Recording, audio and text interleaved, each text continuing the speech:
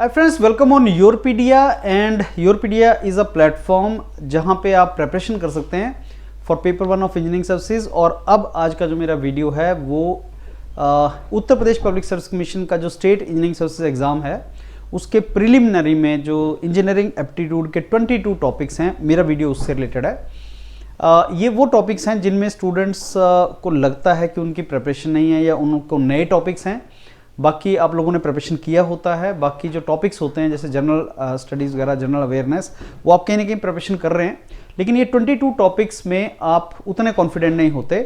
और एक और बहुत इंपॉर्टेंट पॉइंट ये है कि ये प्रिलिमिनरी स्टेज है, दो इसके मार्क्स ऐड नहीं होंगे। 22 टॉपिक्स में जो आप स्कोर करेंगे 100 क्वेश्चंस, उसके मार्क्स ऐड नहीं होंगे आपके फाइनल सिलेक्शन में, बट इसका क्वालिफाइंग क्राइटेरिया जरूर होगा।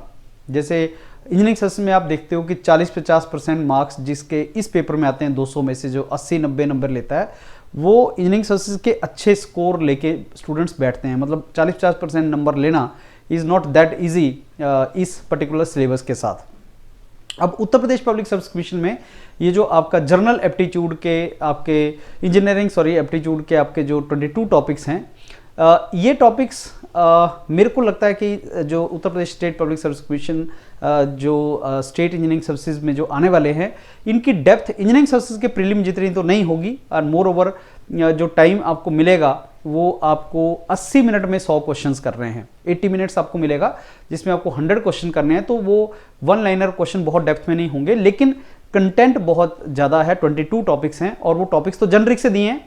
आज के मेरे वीडियोस में मैं हर टॉपिक की डाइसेक्शन की है कि उसमें इंपॉर्टेंट सब टॉपिक्स कौन से हैं।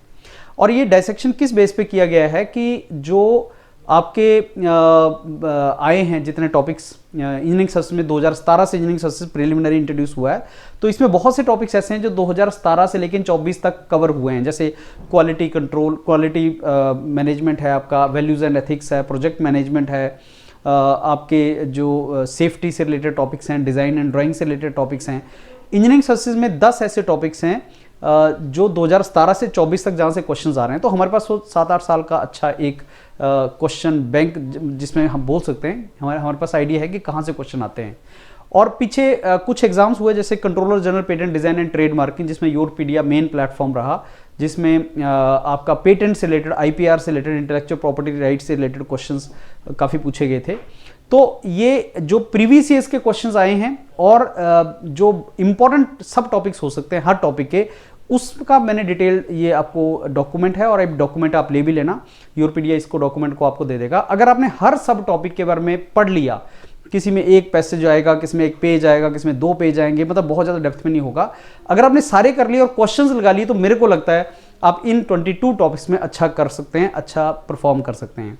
अगले कुछ टाइम में हम हर टॉपिक जो 22 टॉपिक्स हैं उनके ऊपर कुछ क्वेश्चन बैंक आपको देंगे, 20-25 क्वेश्चन का एक बैंक आपको देंगे, सो दैट आपकी तैयारी हो सके हर सब टॉपिक के बारे में। अब ये जो उत्तर प्रदेश पब्लिक सर्विस कमीशन का इंजीनियरिंग एप्टीट्यूड का टॉपिक है, जिसमें 22 टॉपिक्स हैं प्रीलिमिनरी के, उनका डाइसेक्शन हम करने वाले हैं। इसमें आप ये समझ लो जो दे रखा है कि आपका वैसे तो 150 क्वेश्चंस आएंगे, जिसमें से 25 क्वेश्चन आपके हिंदी के हैं, 25 क्वेश्चन आपके जनरल अवेयरनेस हैं, सामान्य ज्ञान के हैं, और 100 क्वेश्चन आपके इंजीनियरिंग एप्टीट्यूड के हैं। तो इंजीनियरिंग एप्टीट्यूड वाले जो 22 टॉपिक्स हैं उसके 100 क्वेश्चंस हैं, जो रफली अगर आप डिवाइड करेंगे तो आपको 80 मिनट्स उसमें मिलेगा, बिकॉज टोटल 120 मिनट्स हैं। अब ये आपका पेपर 2 और जो आपका पेपर 2 मेंस होगा उसके बारे में है, लेकिन आज का मेरा वीडियो मेंस के बारे में नहीं है। इसमें से आपको बस इतना पता चलेगा कि 850 मार्क्स में प्रीलिमिनरी के मार्क्स नहीं है, लेकिन क्वालिफाई आपको प्रीलिमिनरी करना पड़ेगा, तभी आप अगली स्टेज पे जा सकते हैं। अब अगर आप देखेंगे इसमें जो इंजीनियरिंग एप्टीट्यूड के 22 टॉपिक्स हैं, उन 22 टॉपिक्स में आपको जो टाइम मिलेगा वो आपको रफली 80 मिनट्स मिलेंगे और उसमें 100 क्वेश्चन आपके आएंगे। और 80 मिनट्स में 100 क्वेश्चन अगर आप कर रहे हैं तो आपको पता लग सकता है कि डिफ़िकल्टी लेवल कितना होगा। डेप्थ में वो क्वेश्चन नहीं पूछेगा, लेकिन टॉपिक्स के सब टॉपिक्स इतने हैं कि हर टॉपिक में से मान के चलो आपके एक टॉपिक है, 22 टॉपिक्स हैं, एक टॉपिक के अंदर अगर सब टॉपिक हमारे मान के चलो 20-30 भी सब टॉपिक्स हैं, तो आप मान के चलो 400-500 टॉपिक्स हो जाते हैं, छोटे टॉपिक्स हो जाते हैं, और उनका आपको नॉलेज होना चाहिए। यही आपकी प्रिपरेशन है। तो बिल्कुल सब टॉपिक को कंप्लीट करते हुए, उससे रिलेटेड क्वेश्चंस निकालते हुए अगर आपने प्रिपरेशन कर लिया तो आप इसमें अच्छा कर सकते हैं। और इसके रेफरेंस मैंने आपको बताया कि रेफरेंस हमारे पास कुछ एग्जाम्स हैं, जैसे इंजीनियरिंग सर्विसेज के एग्जाम्स के प्रीवियस ईयर्स के हमें पता लग जाएगा कि यहाँ से क्वेश्चन पूछ सकता है। डेप्थ वैसी नहीं होगी, आपका पैटर्न अलग होगा क्योंकि टाइमलाइन अलग है और ये स्टेट एग्जाम है, वो आपका engineering services central government exams हैं, जॉब्स हैं, पैटर्न डिफरेंट होगा, डेप्थ डिफरेंट होगी, लेकिन टॉपिक क्या इंपॉर्टेंट है वो हमें यहाँ से पता लग जाएगा कि कहाँ से टॉपिक पूछे जाते हैं। योरपीडिया इंजीनियरिंग सर्विसेज पेपर 1 ही हमारा पहला प्रोडक्ट था जहाँ से हमने 2017 में स्टार्ट किया था, और योरपीडिया का ये बहुत इंपॉर्टेंट एक फ्लैगशिप प्रोग्राम है हमारे यूट्यूब चैनल पे, जहाँ पे आप मेरा वीडियो देख रहे हैं उस चैनल का जो अगर आप देखोगे मेन जो इमेज है वो भी इंजीनियरिंग सर्विसेज का ही है। और अच्छी बात यह है कि इन्होंने उत्तर प्रदेश पब्लिक सर्विस कमीशन ने भी स्टेट इंजीनियरिंग सर्विसेज एग्जाम में प्रिलिमिनरी में ये टॉपिक्स डाल दिए हैं, that is something which is very good. तो प्रिलिमिनरी में अब इस चीज़ को इंट्रोड्यूस किया गया है। अब 100 क्वेश्चन 80 मिनट में, आप जानते हैं ये जो 22 टॉपिक्स हैं इनके लिए पैटर्न आपका कैसा रखना पड़ेगा। आपको इसके लिए एक स्ट्रेटेजी, मतलब हर टॉपिक जैसे general principle of design and drawing, अब इसमें क्या पढ़ना है ये आपको डिटेल में सिलेबस में वो नहीं देगा। इसका आइडिया आपको प्रीवियस ईयर्स, मैंने आपको बताया इंजीनियरिंग सर्विसेज के जहां से क्वेश्चन पूछे गए हैं या और भी जहां से क्वेश्चन पूछे जाते हैं आते हैं, वहीं से आपको इसका आइडिया लगेगा कि क्वेश्चन कहां से पूछा जा सकता है। Engineering materials, basic of thermodynamics, mechanical engineering का एक टॉपिक है। उसी तरीके से इंस्ट्रूमेंटेशन का भी एक टॉपिक इन्होंने बाद में डाला हुआ है, मेजरमेंट एंड इंस्ट्रूमेंटेशन। लेकिन आप समझो कि हम 12th क्लास में जो फिजिक्स पढ़ते हैं, 11th क्लास में जो फिजिक्स पढ़ते हैं, उसके अंदर भी इंजीनियरिंग थर्मोडायनेमिक्स, ये आपका थर्मोडायनेमिक्स एज अ सब्जेक्ट होता है। तो वहां उसको रेफरेंस बना के आपको ये देखना पड़ेगा कि कितना क्वेश्चन आ सकता है। जैसे आप फिजिक्स पढ़ते हैं, आप एयर ट्रैफिक कंट्रोलर वगैरह के जो एग्जाम्स होता है उसमें भी फिजिक्स आती है, तो उसमें जो फिजिक्स आती है वो ऐसा नहीं कि साहब वो इंजीनियरिंग लेवल डेप्थ में पूछेगा, वो +1 +2 की फिजिक्स के लेवल का क्वेश्चन पूछता है। फर्स्ट लॉ पूछ सकता है, सेकंड लॉ पूछ सकता है, कार्नोट इंजन होता क्या है, एफिशिएंसी की डेफिनेशन क्या होती है, 1-2 टेम्परेचर दे देगा और उससे एफिशिएंसी निकालने के लिए बोल देगा, या आपसे ये पूछ लेगा कि आप बताइए ये एंथैल्पी एक्चुअली होती क्या है। तो जो आपने थर्मोडायनेमिक्स 11th-12th पास करके आपने इंजीनियरिंग किया है, तो जो आपने थर्मोडायनेमिक्स वगैरह पढ़ा है वहां से क्वेश्चन आएंगे, लेकिन टॉपिक आपको पता होने चाहिए कि यहां से टॉपिक्स में से क्वेश्चन पूछ सकता है। ग्रीन एनर्जी एनवायरनमेंट से ही रिलेटेड टॉपिक है। ऑब्वियसली एनवायरनमेंट योरपीडिया का एक पूरे का पूरा वर्टिकल है, एनवायरनमेंट के ऊपर पूरे का पूरा वर्टिकल है आपका आईपीआर के ऊपर। तो कितना टॉपिक करना है, कैसे करना है, वो आपको सारे का सारा अभी मैं डिस्कस करता हूं कि सब टॉपिक्स क्या हैं। तो ये 22 टॉपिक्स, और मान के चलो कि हर टॉपिक के अंदर आपके अगर 20 सब टॉपिक्स भी हैं तो 400 प्लस आपको टॉपिक्स तैयार करने हैं, जो कुछ आपके 1 पेज के होंगे, कुछ आपके आधे पेज के भी हो सकते हैं, कुछ ऐसे हो सकते हैं 2 पेज के भी हों। तो मान के चलो आपको ये 400 प्लस सब टॉपिक्स करने हैं और आपके पास होने चाहिए 100, 400, 500 पेजेस, जो 400-500 पेजेस को आप मे बी 300-400 घंटे में रिवाइज कर सकें और क्वेश्चंस के थ्रू ज़्यादा रिवाइज कर सकें, और जब एग्जाम में जाएं तो आप 40-50% क्लियर कर सकें, क्योंकि ये प्रिलिमिनरी है। इसमें ज़्यादा टाइम भी आपको वेस्ट नहीं करना है। आप बहुत ज़्यादा टाइम भी, ऐसा नहीं हो सकता कि साहब आप 700-800 घंटे इसी में लगे हुए हैं, और कम टाइम भी नहीं देना है कि आप क्वालिफाई ना कर पाए। इसलिए बहुत थिन मैनेजमेंट करनी पड़ेगी, ना तो ज़्यादा टाइम इसको दे सकते हैं, ना बहुत कम टाइम इसको देना है। हमें इतना स्कोर करना है कि हमारा प्रिलिमिनरी क्लियर हो जाए, हम प्रिलिमिनरी को क्वालिफाई कर सकें, एंड प्रिलिमिनरी अगर हमारा निकल जाता है तो हम आगे मेंस में हमारे पास चांस होगा।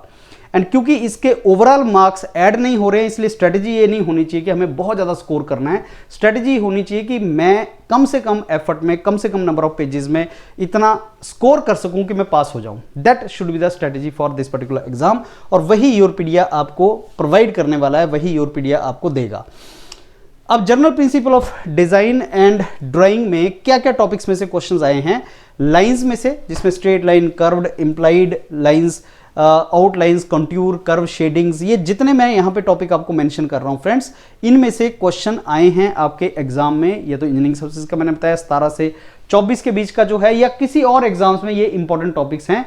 जैसे सिमेट्रिक और एसिमेट्रिक कंसेप्ट पे क्वेश्चंस आया है इसी डोमेन में से, या आपका जो रेडियल एलिमेंट होता है किसी सेंट्रल पॉइंट से, उसका कंसेप्ट क्या है, या आपका मूवमेंट से रिलेटेड हुआ लाइंस, कर्व्स एंड डायगोनल्स को व्यूअर्स की आई से मूवमेंट से रिलेटेड क्वेश्चंस पूछ लेगा, वो आपके जनरल एप्टीट्यूड का पार्ट भी होता है।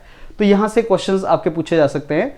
और ये हार्मनी एंड यूनिटी को लेके भी questions, contour, gesture, hatching, cross hatching, यहां से क्वेश्चंस फ्रेम किए जा सकते हैं, बनते हैं इसमें से क्वेश्चन, क्योंकि ये जो आपका इंजीनियरिंग जो आपका डिज़ाइन एंड ड्राइंग के जर्नल प्रिंसिपल है, ये बहुत से एग्जाम का पार्ट है। इवन ये आपका जो डिज़ाइन मास्टर्स प्रोग्राम के लिए जब आप जाते हो तो जो कम्पिटिटिव एग्जाम, जो आपका एक रिटन एग्जाम क्लियर करना पड़ता है आईआईटीज वगैरह के अंदर, जैसे मास्टर्स ऑफ डिज़ाइन कोर्स के लिए, तो वहाँ पे बहुत ज़्यादा क्वेश्चंस यहाँ से आते हैं। तो मास्टर्स एमडेस जिसको बोलते हैं, मास्टर्स ऑफ डिज़ाइन के लिए जब आप एंट्रेंस वो रिटन एग्जाम लिखते हैं अलग अलग इंस्टीट्यूट्स के आईआईटीज के, तो वहाँ पे भी इसमें से बहुत से क्वेश्चंस आते हैं। तो वो इन टॉपिक्स में से वो क्वेश्चन सारे के सारे आए हैं। शेडिंग टेक्निक्स में से क्वेश्चंस आए हैं, और design for particular specific purpose, जैसे प्रोडक्ट डिज़ाइन, ग्राफिक डिज़ाइन, उसमें ऑर्थोग्राफिक, आइसोमेट्रिक, प्रोजेक्शंस क्या होती हैं, अलग अलग surfaces, plane surface, sphere, cylinder, cone, इनमें से सर्फेसेस की कंसेप्ट के ऊपर क्वेश्चंस आए हैं। और scales, graphic scales, representative fraction scales, इनमें से क्वेश्चंस आए हैं। अब आप देखो, अगर ये एक टॉपिक है that is general principle of design and drawing, और मेरे को ये सब टॉपिक के बारे में थोड़ा थोड़ा नॉलेज चाहिए कि सिमेट्रिकल और एसिमेट्रिकल में से बता दो क्या कंसेप्ट है और इसमें से क्वेश्चन क्या बन सकता है। तो अगर मान लो ये 20-25 टॉपिक भी सब टॉपिक्स अंदर हैं, तो ऐसे ही आपको सारे 22 टॉपिक्स के 20-25 टॉपिक करने हैं, और वहां से आपको आइडिया लगेगा कि ये सब्जेक्ट्स है क्या और किस तरीके से मेरे को इसको ओवरऑल प्रिपरेशन करनी है। दूसरा टॉपिक फ्रेंड्स, इंजीनियरिंग मटेरियल्स। अब इंजीनियरिंग मटेरियल्स मैकेनिकल इंजीनियर भी पढ़ता है, सिविल इंजीनियर भी पढ़ता है, स्टील वगैरह आप जानते हैं, कंक्रीट वगैरह, सिरामिक्स वगैरह, फेरस, नॉन फेरस, ये सारे टॉपिक करते हैं आप। प्रोडक्शन वाले स्टूडेंट्स भी पढ़ते हैं, बहुत सा बैकग्राउंड वाला इलेक्ट्रिकल इंजीनियर इसको पढ़ता है। Engineering material her branch of engineering का एक पार्ट है, और क्योंकि ये एग्जाम हर ब्रांच का स्टूडेंट लिखेगा, तो इंजीनियरिंग मटेरियल में भी उसने कॉम्बिनेशन क्रिएट किया है। वो मेटल्स के बारे में, फेरस, नॉन फेरस, उनके बारे में आपको नॉलेज होना चाहिए, उनकी प्रॉपर्टीज़ के बारे में, जिसमें आपकी डक्टिलिटी, मेलेबिलिटी, कंडक्टिविटी, टफनेस, ऐसी प्रॉपर्टीज़ के बारे में। सिरेमिक्स क्या होते हैं, पॉलीमर्स क्या होते हैं, कंपोजिट्स क्या होते हैं, इनका नॉलेज, क्लासिफिकेशन। फिर मैकेनिकल प्रॉपर्टीज़ के ऊपर आ जाएगा। मैकेनिकल इंजीनियर्स ने ये चीज़ें पढ़ी हैं, लेकिन इलेक्ट्रिकल वगैरह को भी इसका आइडिया होना चाहिए। सिविल इंजीनियर्स भी stress strain diagram, strength of material में पढ़ते हैं। फिर हीट ट्रीटमेंट एक इंपॉर्टेंट टॉपिक है, जहाँ से क्वेश्चंस इंजीनियरिंग मटेरियल्स में आए हैं। जैसे अनिलिंग क्या होता है, टेम्परिंग क्या होता है, ये बेसिकली किसी भी मटेरियल की स्ट्रेंथ के साथ रिलेटेड एक कंसेप्ट है जो आपको थोड़ा सा आइडिया होना चाहिए। Corrosion, non destructive testing, smart materials की आजकल बात चलती है। स्मार्ट मटेरियल्स किसको बोलते हैं, पीजो इलेक्ट्रिक मटेरियल्स किसको बोलते हैं, electric materials, electrical properties of the material, जैसे कंडक्टर्स, इंसुलेटर, सेमीकंडक्टर, और कंडक्टिविटी पे क्या क्या, कैसे कैसे हम कंडक्टिविटी वगैरह डिसाइड कर सकते हैं, कंडक्टिविटी कैसे चेंज कर सकते हैं, उसके ऊपर क्वेश्चंस। फिर डाइलेक्ट्रिक प्रॉपर्टीज क्या होती हैं, पोलराइजेशन क्या होता है, एप्लीकेशन क्या है डाइलेक्ट्रिक्स का। मैग्नेटिक प्रॉपर्टीज क्या हैं, डायमैग्नेटिक, पैरामैग्नेटिक, फेरोमैग्नेटिक, वहां से क्वेश्चंस आए हैं। सुपर कंडक्टिविटी क्या होती है, एडवांस्ड 2D मटेरियल्स क्या होते हैं, ग्राफीन क्या है, उसके ऊपर काफी क्वेश्चंस पूछे जाते हैं। और 3D प्रिंटिंग और एडिटिव मैन्युफैक्चरिंग में से क्वेश्चंस आजकल काफी आए हुए हैं। Bio inspired material, bio inspired material किसको बोलते हैं और कहाँ पे इसका यूज है। सस्टेनेबल और ग्रीन मटेरियल्स किसको बोलते हैं, बायोडिग्रेडेबल पॉलीमर्स क्या हैं, सस्टेनेबल एनर्जी मटेरियल्स क्या हैं। क्वांटम मटेरियल्स, क्वांटम फिनोमेना आजकल बहुत ज़्यादा बेसिकली लेटेस्ट न्यूज़ में है, वहाँ उससे रिलेटेड क्वांटम मटेरियल्स क्या हैं। मेटा मटेरियल्स बहुत ज़्यादा न्यूज़ में है, तो मेटा मटेरियल्स, क्वांटम मटेरियल्स में से क्वेश्चंस आया है। और इनमें मैंने वो सारे टॉपिक्स को आपको प्रोवाइड किया है जो या तो पूछे गए हैं प्रीवियस एग्जाम्स में, या आप जानते हैं कि जब आप स्पेशलाइज्ड कोर्सेज में एडमिशन लेने जाते हैं आगे, तो आपसे कुछ क्वेश्चन पूछे जाते हैं। तो इनमें वो सारा हमने ऐड किया है कि अगर मटेरियल्स में से क्वेश्चन वो पूछेगा तो किस टॉपिक्स में से क्वेश्चन पूछ सकता है। और ये देखने में आपको बहुत ज़्यादा डिटेल में लग रहा है कि है क्या, लेकिन जब पढ़ने बैठोगे इंजीनियरिंग मटेरियल्स को, तो मेरे को लगता है ये आपका सारे का सारा 30-40-50 पेज में ये टॉपिक आपका हो जाना चाहिए। आपको इस तरीके से रखना है कि मान के चलो 40-50-30-40 पेज में आपका एक टॉपिक अगर हो रहा है, उसमें सारी चीज़, इंपॉर्टेंट चीज़ मेंशन्ड है और थ्योरी आपने उसमें सारा रिवाइज कर लिया। उसके बाद आप अगर क्वेश्चंस कर रहे हैं तो क्वेश्चंस आपके निकल जाएं। तो ये देखने में आपको जरूर ज़्यादा एक डिटेल लग रहा है, लेकिन मेरे को लगता है इसके बियॉन्ड वो क्वेश्चन आपसे नहीं पूछेगा। तो ये आपके टॉपिक का जो सिलेबस है, डिटेल सिलेबस, वो इसी में से कहीं ना कहीं फ्रेम करेगा। Magnetic properties, super conductivity, 2D materials, 3D printing, bio inspired, bio materials, Meta materials, यहाँ से क्वेश्चंस वो पूछ सकता है। बेसिक ऑफ थर्मोडायनेमिक्स, मैंने आपको बताया कि आपको नॉलेज होना चाहिए जो आपने 11th क्लास में थर्मोडायनेमिक्स पढ़ा है, कि बेसिकली थर्मोडायनेमिक सिस्टम क्या होते हैं, थर्मोडायनेमिक प्रॉपर्टीज क्या होती हैं, आप इक्विलिब्रियम किसको बोलते हैं, 0th law, 1st law, 2nd law, 3rd law क्या है, ये प्रोसेसेस, रिवर्सिबल प्रोसेसेस क्या होती हैं, वर्क और हीट को कैसे आप डिफरेंट ट्रीट कर सकते हो, आइडियल गैस इक्वेशन क्या है, स्पेसिफिक हीट वगैरह क्या होती हैं, और कुछ और डिवाइसेस हैं। इंजन के अलावा आपका रेफ्रिजरेटर और पंप होता है, एंट्रोपी एंथैल्पी जैसी टर्मिनोलॉजीज होती है। ये पूरा थर्मोडायनेमिक्स, वैसे तो इंजीनियरिंग थर्मोडायनेमिक्स करना हो तो आप 40-50 घंटे भी उस पर लगा सकते हो, लेकिन यहाँ पे आप, मेरे को लगता है 15 घंटे में आपको इतना टॉपिक्स आ जाएगा। जैसे एक टॉपिक दे रखा है बेसिक्स ऑफ थर्मोडायनेमिक्स, मेरे को लगता है 15 घंटे सफिशिएंट है बेसिक्स ऑफ थर्मोडायनेमिक्स को करने के लिए। सारे के सारे टॉपिक्स करने के लिए 15 घंटे में आपका हो जाना चाहिए।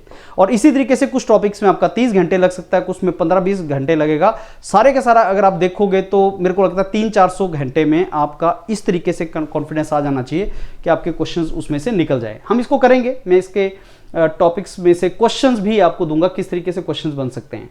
Water resource and conservation processes. Water resource and conservation, जब कोई टॉपिक ऐसा दिया जाएगा कि जिसका डिवीजन उसने खुद ही कर रखा है, जैसे वाटर रिसोर्स एंड कंजर्वेशन, तो आपको पता लग जाना चाहिए कि अच्छा इसको इस टॉपिक्स के थ्रू हमें पढ़ना है, वाटर रिसोर्सेज में ये करना है और कंजर्वेशन चीज़ों में ये करना है। और क्योंकि ये असिस्टेंट इंजीनियर का जॉब है और पब्लिक सर्विस कमीशन इस एग्जाम को ले रहा है, इसलिए जिस टॉपिक को भी करंट के साथ जोड़ा जा सकता है, करंट रेलिवेंट चीज़ों के साथ जोड़ा जा सकता है, वहाँ पे वो आपको जरूर कवर करना है। कि अगर आपको लगता है कि वाटर कंजर्वेशन में से लेटेस्ट कंजर्वेशन टेक्निक्स का टॉपिक बनता है, उसमें से क्वेश्चन आ सकता है, तो उसमें से आपको उसको जरूर जोड़ना है। Water demand, water use, water quality से रिलेटेड क्वेश्चन आपसे पूछे जा सकते हैं। कौन कौन सी डिजीज हैं जो पोल्यूशन, वाटर पोल्यूशन से रिलेटेड हैं। Water pollution, water quality monitoring और ट्रीटमेंट कैसा होता है, वाटर कंजर्वेशन स्ट्रेटजीज क्या होता है। और जब आप ये टॉपिक्स करें तो आपको पता होना चाहिए कि इसमें हर ब्रांच के स्टूडेंट ने एग्जाम लिखना है, तो वैसे ही फ्रेम करेगा कि कोई पर्टिकुलर ब्रांच के लिए बहुत ज़्यादा डेप्थ में नहीं जाएगा। वाटर शेड मैनेजमेंट वगैरह इंपॉर्टेंट टॉपिक्स उसमें होते हैं। फिर water policy and governance issues आ जाते हैं, फिर कुछ इमर्जिंग इश्यूज आ जाते हैं। वाटर पॉलिसीज वगैरह की जब बात करेंगे, जब भी कोई पॉलिसीज डॉक्यूमेंट की बात करेंगे, तो ये जरूर देखेंगे कि कोई वाटर कंजर्वेशन या कोई पॉलिसीज आपकी स्टेट गवर्नमेंट से लिंक्ड तो नहीं है। तो स्टेट गवर्नमेंट से लिंक्ड होती हुई अगर कोई पॉलिसी है तो हम उसको उस तरीके से बेसिकली रिवाइज कर सकते हैं। तो water policies and governance, water right and allocation, तो सब्सिडीज एंड प्राइसिंग का जो इश्यूज है सारे का सारा, ये वो टॉपिक है जहाँ से बेसिकली क्वेश्चंस वो फ्रेम करेगा और उसने प्रीवियसली में किया है। फिर चलते हैं प्रोजेक्ट मैनेजमेंट। प्रोजेक्ट मैनेजमेंट का जो टॉपिक है उसमें प्रोजेक्ट होता क्या है, प्रोजेक्ट लाइफ साइकिल, अलग अलग फेजेस क्या हैं प्रोजेक्ट के, प्लानिंग, एग्जीक्यूशन, उसके बाद उसकी मॉनिटरिंग एंड कंट्रोल, क्लोजर, ये कुछ प्रोजेक्ट लाइफ साइकिल का फेजेस हैं। और साथ में प्रोजेक्ट मैनेजमेंट का जो कुछ बेसिकली स्कोप है, क्यों कितने तरह के प्रोजेक्ट होते हैं, डेफिनेशन क्या है प्रोजेक्ट्स की, प्रोजेक्ट्स में कौन सा फेज बहुत हेक्टिक होता है, उससे रिलेटेड टॉपिक्स। तो फंडामेंटल बेसिक क्या हैं उसके, प्लानिंग एंड शेड्यूलिंग के बारे में जो कुछ टिपिकल आपके टॉपिक्स हैं, जैसे work breakdown structure, PERT CPM, Gantt chart, कुछ ऐसा हम पढ़ते हैं। प्रोजेक्ट या रिसोर्स एलोकेशन, फिर कॉस्ट एस्टिमेशन, कॉस्ट मैनेजमेंट भी एक बजटिंग एंड कंट्रोल एक टॉपिक है। फिर रिस्क मैनेजमेंट, कोई भी प्रोजेक्ट है उसमें रिस्क आइडेंटिफिकेशन, असेसमेंट और प्लानिंग एंड कंट्रोल, वो भी एक प्रोजेक्ट मैनेजमेंट में टॉपिक आता है। तो ये आपका प्रोजेक्ट मैनेजमेंट से related topic. Industrial safety and safety standard. Industrial safety and safety standard में वैसे तो सेफ्टी में बहुत सी चीज़ें आपकी आती हैं, लेकिन हमने क्या देखा है प्रीवियस ईयर्स में ज़्यादा टॉपिक आते हैं फायर सेफ्टी, कंस्ट्रक्शन से related safety, personal protective equipment, safety होती क्या है, इसके लॉज क्या है, इसके स्टैंडर्ड ऑपरेटिंग प्रोसीजर क्या हैं, और सेफ्टी स्टैंडर्ड्स और रेगुलेशन, जिसमें occupational safety and health administration में से बहुत से क्वेश्चन वो पूछता है। नेशनल इंटरनेशनल कौन से स्टैंडर्ड हम फॉलो करते हैं, वहाँ से क्वेश्चन आता है। पर्सनल प्रोटेक्टिव इक्विपमेंट होते क्या हैं और उनकी लिमिटेशन क्या है। एक्सीडेंट इन्वेस्टिगेशंस और प्रिवेंशंस, ये भी जो इंडस्ट्रियल एक्सीडेंट्स उनको कैसे हम प्रिवेंट कर सकते हैं। एमरजेंसी प्रिपेयरनेस एंड रिस्पॉन्स, जैसे फर्स्ट एड किस तरीके से, emergency equipments, emergency action plans, वो सारे का सारा। Ergonomics and work place safety से रिलेटेड क्वेश्चंस, एर्गोनॉमिक्स या ह्यूमन फैक्टर इंजीनियरिंग, वो एक इंपॉर्टेंट टॉपिक होता है। फिर सेफ्टी कल्चर से आप क्या समझते हैं, सेफ्टी की ट्रेनिंग से आप क्या समझते हैं, इंप्लॉइज को इन्वॉल्वमेंट कैसे कर सकते हैं। जनरिक क्वेश्चन इसमें से बहुत बनेगा, और जैसे मैंने आपको बताया कि फायर सेफ्टी एंड स्टैंडर्ड्स में से बहुत से क्वेश्चंस वो फ्रेम करता है। और जनरिक से क्वेश्चंस, अगर आपको कोई सब्जेक्ट का नॉलेज अच्छा है तो उसमें से जनरिक से टॉपिक वो आपसे पूछ सकता है, जनरिक टॉपिक आपसे बेसिकली डिस्कस कर सकता है। इंफॉर्मेशन एंड कम्युनिकेशन टेक्नोलॉजी में आपके कंप्यूटर से रिलेटेड जो टॉपिक्स हैं कुछ, जैसे हार्डवेयर, सॉफ्टवेयर क्या होता है, डाटा रिप्रेजेंटेशन क्या है, बुलियन लॉजिक जैसे एंड और नॉट, यहाँ से क्वेश्चन उसने पूछा हुआ है। ये कंप्यूटर के बेसिक्स जो आपको आने चाहिए। कंप्यूटर नेटवर्क से रिलेटेड कुछ चीज़ें जैसे नेटवर्क प्रोटोकॉल, इंटरनेट टेक्नोलॉजीज़, ये सारे के सारे टॉपिक्स जहाँ से इंजीनियरिंग सर्विसेज में क्वेश्चन आए और हमारे कंप्यूटर साइंस बैकग्राउंड वाले मेंटर इसमें आपको अच्छे तरीके से कवर करवाएंगे। डेटाबेसेस क्या होते हैं, डाटा स्ट्रक्चर, एल्गोरिदम, ऑब्वियसली बहुत बड़े बड़े सब्जेक्ट हैं, लेकिन कुछ बेसिक जो आपको रिक्वायर्ड है वो यहाँ से आ सकता है। अमर्जिंग टेक्नोलॉजीज में AI, internet of things, cyber security, big data, वहाँ से क्वेश्चंस जो ये होते क्या, इंटरनेट ऑफ थिंग्स का मीनिंग क्या है, इंफॉर्मेशन टेक्नोलॉजी की applications, e commerce, e learning, e governance, ये इनसे मीनिंग आप समझते क्या हैं, अलग अलग जो टेक्नोलॉजीज हैं उनका क्या मीनिंग है। आर्टिफिशियल इंटेलिजेंस एंड रोबोटिक्स, अब इसको डिवाइड कर दिया तो पहले तो एआई के फंडामेंटल्स, एआई के साथ जुड़ा है आपका मशीन लर्निंग, डीप लर्निंग, तो इनका बेसिकली मीनिंग है क्या, टाइप्स, कितने टाइप का एआई होता है, classification and types, her topic का आपको करना चाहिए। जैसे अगर प्रोजेक्ट मैनेजमेंट है तो प्रोजेक्ट मैनेजमेंट होता क्या है, प्रोजेक्ट क्या होता है, उसकी क्लासिफिकेशन क्या है। आर्टिफिशियल इंटेलिजेंस तो टाइप ऑफ आर्टिफिशियल इंटेलिजेंस क्या है, मशीन लर्निंग, डीप लर्निंग, उसके साथ लगते हैं टॉपिक्स। रोबोटिक्स तो इसकी डेफिनेशन क्या है, कंपोनेंट्स क्या हैं, टाइप्स क्या हैं, ये हर टॉपिक में आपको पता होना चाहिए कि जब भी कोई टॉपिक करो तो उसकी कैटेगरीज, क्लासिफिकेशन आपको पता हो वो कितने टाइप का होता है। सेंसर्स, एक्चुएटर्स के बारे में वहाँ से थोड़ा सा क्वेश्चन, रोबोट प्रोग्रामिंग क्या होता है, artificial intelligence, AI powered robotics क्या बोलते हैं, क्योंकि वो एआई एंड रोबोटिक्स है तो आपको ऑब्वियसली उसको लिंक करना पड़ेगा, और एआई पावर्ड रोबोट्स का एप्लीकेशन कहाँ है। तो ये टॉपिक्स आपके इसमें से, इस जो टॉपिक आपको दे रखा है उसमें से सब टॉपिक्स बनेंगे। मशीनरी मेंटेनेंस, अब मशीनरी एंड मेंटेनेंस ना हो कि ये मशीनरी मेंटेनेंस टॉपिक दे रखा है उन्होंने, ऐसा नहीं कि सब आप सारी मशीनरीज के बारे में पढ़ना स्टार्ट कर दो, लेकिन ये है कि मेंटेनेंस कैसे करोगे, तो ये टॉपिक मेंटेनेंस का है, टाइप ऑफ मशीनरीज का नहीं है, लेकिन फिर भी थोड़ा बहुत आपको आइडिया होना चाहिए कि मशीनरीज हैं कौन कौन से टाइप की, थोड़ा सा आइडिया कि कौन कौन से टाइप की मशीनरी आप पढ़ते हो उसका थोड़ा सा आइडिया, और उसका एप्लीकेशन का है कि मटेरियल हैंडलिंग आपके मशीनरीज कौन सी हैं, आपको पता होना चाहिए कि कन्वेयर भी कोई चीज़ होती है और उसकी मेंटेनेंस कैसे करते हैं, और मशीन टूल्स जो आप यूज़ करते हैं जो बेसिकली आप इंजीनियरिंग में पढ़ा होता है, तो कौन कौन से टाइप की मशीनरी है, और मेंटेनेंस में फिर टाइप ऑफ मेंटेनेंस बहुत इंपॉर्टेंट टॉपिक है, कितने टाइप का मेंटेनेंस होता है उसमें से क्वेश्चंस, एंड मेंटेनेंस की टिपिकली टेक्निक्स क्या हैं, कौन कौन सी टेक्निक्स मेंटेनेंस में हम यूज़ करते हैं, और यहाँ से जैसे वाइब्रेशन एनालिसिस है तो कहाँ पे वाइब्रेशन एनालिसिस एक टिपिकल प्रॉब्लम होती है और उसको किस तरीके से हम वाइब्रेशन को बेसिकली कंट्रोल करते हैं, और planning and scheduling, work orders, maintenance की वर्कशॉप पे अगर आपने काम किया हो तो आपको पता होता है ये चीज़ें हैं, और जहाँ भी मेंटेनेंस आएगी वहाँ सेफ्टी आती है, वहाँ पे रिलायबिलिटी का कंसेप्ट हम पढ़ते हैं, तो रिलायबिलिटी क्या होता है, सेफ्टी क्या होता है, ये टॉपिक्स भी आपको पता होने चाहिए। Green energy friends is nothing but renewable energy. Green energy, renewable energy जो हार्मफुल नहीं है, जो फॉसिल फ्यूल बेस्ड एनर्जी नहीं है, तो पहले तो होती क्या है रिन्यूएबल एनर्जी, टाइप्स के हैं इसके, और सोलर एनर्जी के ऊपर ज़्यादा फोकस हो सकता है। सोलर एनर्जी एक प्रॉमिसिंग डोमेन है हमारे लिए, तो सोलर एनर्जी से रिलेटेड, फिर विंड एनर्जी से रिलेटेड क्वेश्चंस, हाइड्रो पावर क्या है, एनवायरमेंटल इम्पैक्ट क्या है उसके, जियो थर्मल एनर्जी क्या है, और बायोमास एनर्जी क्या है, ओशन एनर्जी क्या है, उसकी कैटेगरीज क्या हैं, एनर्जी स्टोरेज डिवाइसेस क्या हैं, और लिथियम आयन बैटरीज की बात चल सकती है, फिर पॉलिसीज़ क्या हैं, जो गवर्नमेंट के इनिशिएटिव्स हैं वो क्या हैं इसमें, एनवायरमेंटल और इसके सोशल इम्पैक्ट्स इसमें क्या हैं, ऐसे क्वेश्चंस वो यहाँ से फ्रेम करेगा।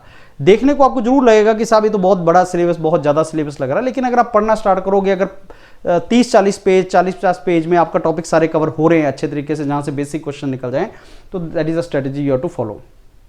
फंडामेंटल ऑफ मेजरमेंट टॉपिक है, मेजरमेंट एंड इंस्ट्रूमेंटेशन। तो मेजरमेंट होता क्या है, यूनिट्स क्या है मेजरमेंट के, स्टैटिक एंड डायनामिक कैरेक्टरिस्टिक्स क्या हैं, इंस्ट्रूमेंट्स की कैटेगरीज क्या है, कितने टाइप के इंस्ट्रूमेंट होते हैं, और मेजरमेंट फिजिकल क्वांटिटीज़ का हम मेजरमेंट कैसे करते हैं, electric measurement, pressure measurement, flow measurement, level measurement, force and torque measurement. Basically measurement एक इंपॉर्टेंट टॉपिक है जो हर ब्रांच में करते हैं और हर कोई इसको बेसिकली पढ़ता है, चाहे वो रेडिएशन पैरोमीटर है, थर्मोमीटर आप टेम्परेचर मेजर करने के लिए, या मैनोमीटर है, या पीजो इलेक्ट्रिक मटेरियल को आप पीजोमीटर्स में यूज़ कर रहे हो, पीजो इलेक्ट्रिक डिवाइसेस में यूज़ कर रहे हो, तो ये आपके प्रिंसिपल्स क्या हैं, और एरर्स क्या होते हैं मेजरमेंट में, टाइप ऑफ एरर कितने हैं, ट्रांसड्यूसर किसको बोलते हैं, प्रिंसिपल्स क्या हैं इनके, ये क्वेश्चन यहाँ से फ्रेम करेगा।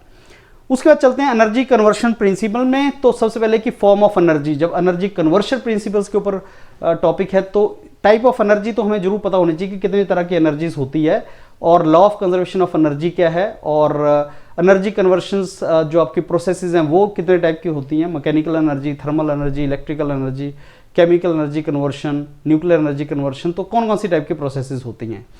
एनर्जी एफिशिएंसी एंड कंजर्वेशन, इसके ऊपर आपका एफिशिएंसी क्या है, कंजर्वेशन क्या है, ये आपको क्वेश्चन आना चाहिए। बेसिकली कुछ बेसिक क्वेश्चन जरूर पूछ सकता है वो आपसे कि एफिशिएंसी का मतलब क्या, कैसे उसको निकालते हैं।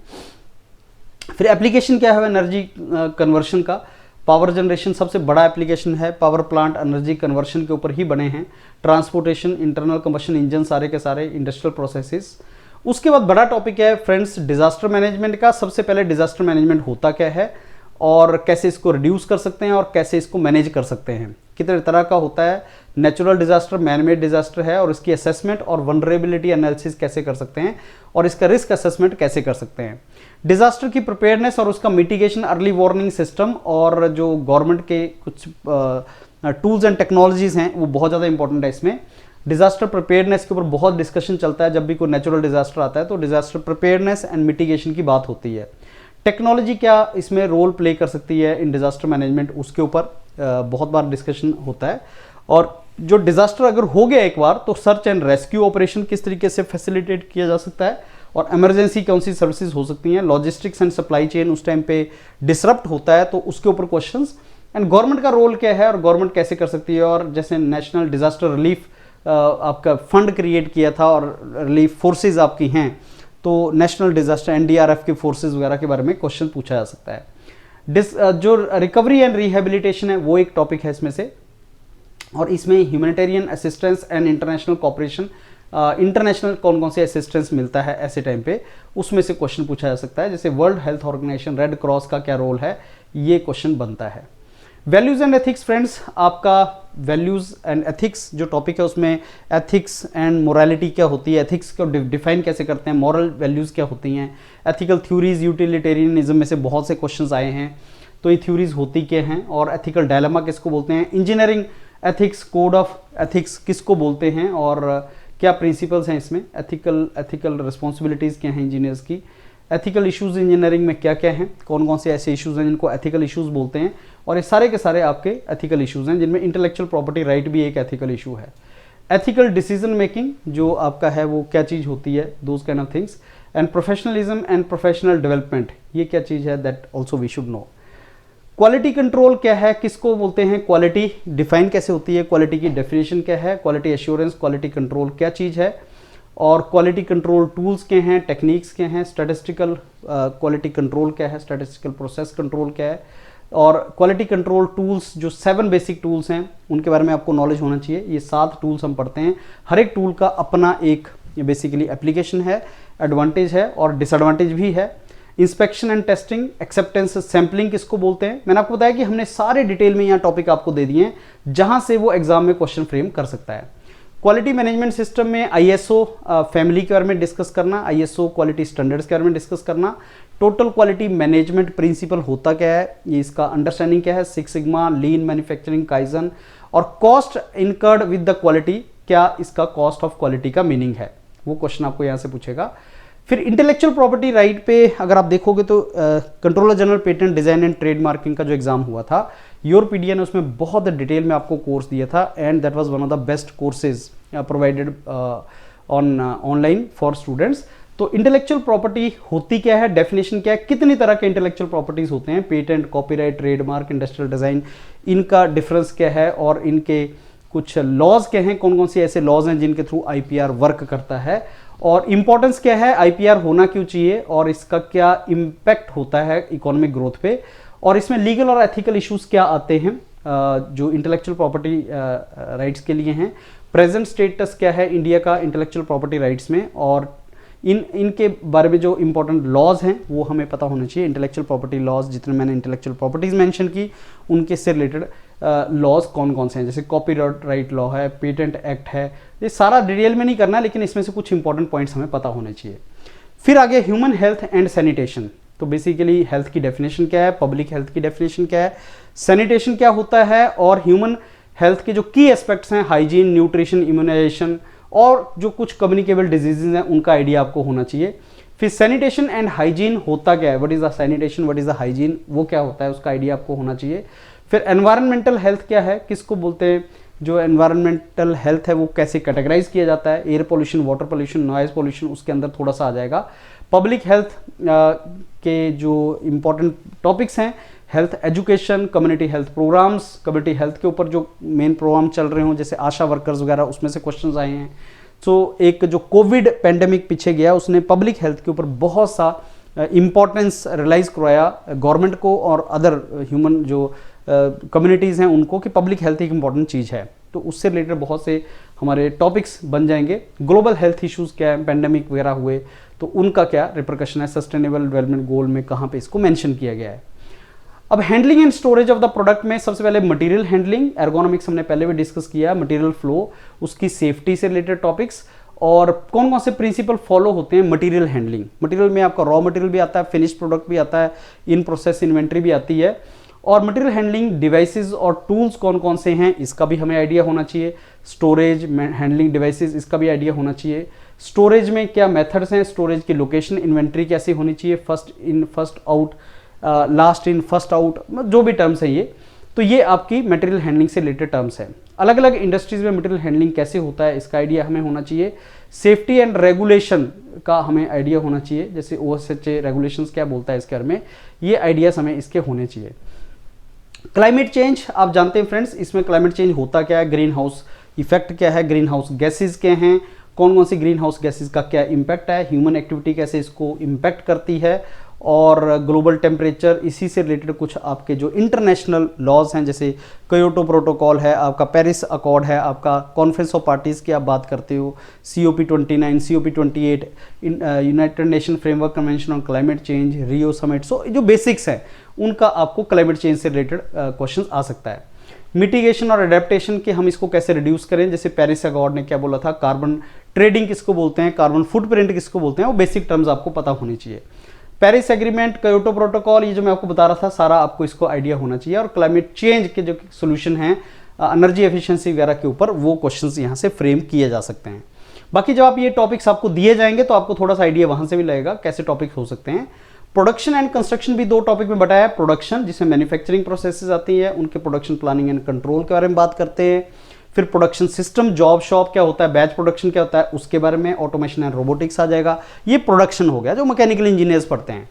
कंस्ट्रक्शन में आपका कंस्ट्रक्शन प्लानिंग एंड मैनेजमेंट, जिसमें अगेन ये टॉपिक्स आते हैं, एस्टिमेशन एंड नेटवर्किंग जो थ्योरीज हैं हमारी सारी, बिल्डिंग मटेरियल्स आता है, कंस्ट्रक्शन टेक्निक्स आता है, कंस्ट्रक्शन इक्विपमेंट आता है, ये सिविल इंजीनियर्स पढ़ते हैं। लेकिन जब आप पढ़ रहे हो तो सिविल इंजीनियर को भी सेम ही सिलेबस पढ़ना है, मैकेनिकल को भी सेम पढ़ना है, तो आपको आइडिया होना चाहिए कि ये सिलेबस को हम किस तरीके से कर सकते हैं। तो प्रोजेक्ट मैनेजमेंट बेसिकली यहाँ पे भी आपका प्रोजेक्ट मैनेजमेंट का पार्ट आता है, क्वालिटी कंट्रोल का पार्ट आता है, सेफ्टी का और सस्टेनेबिलिटी का पार्ट आता है। ये जितने कि 22 टॉपिक्स हैं, ऐसा नहीं है कि साहब आप 22 टॉपिक अलग से आइलैंड हैं, ओवरलैपिंग है, टॉपिक्स के बीच में ओवरलैपिंग है। जब आप एक टॉपिक पढ़ेंगे तो उसका इम्पैक्ट दूसरे टॉपिक में भी होगा। जैसे आप सस्टेनेबल डेवलपमेंट कई जगह पे पढ़ोगे, सस्टेनेबिलिटी क्लॉज कई जगह पे पढ़ोगे, एनवायरनमेंट का पार्ट आप अलग अलग जगह पे पढ़ोगे, तो आपको अलग अलग टॉपिक्स में आइडिया उसका होगा। अब अप्लाइड साइंस जो है उसका क्या रीसेंट डेवलपमेंट है, तो रीसेंट डेवलपमेंट में जो टेक्नोलॉजीज हैं उनके ऊपर क्वेश्चन यहाँ से आ सकता है।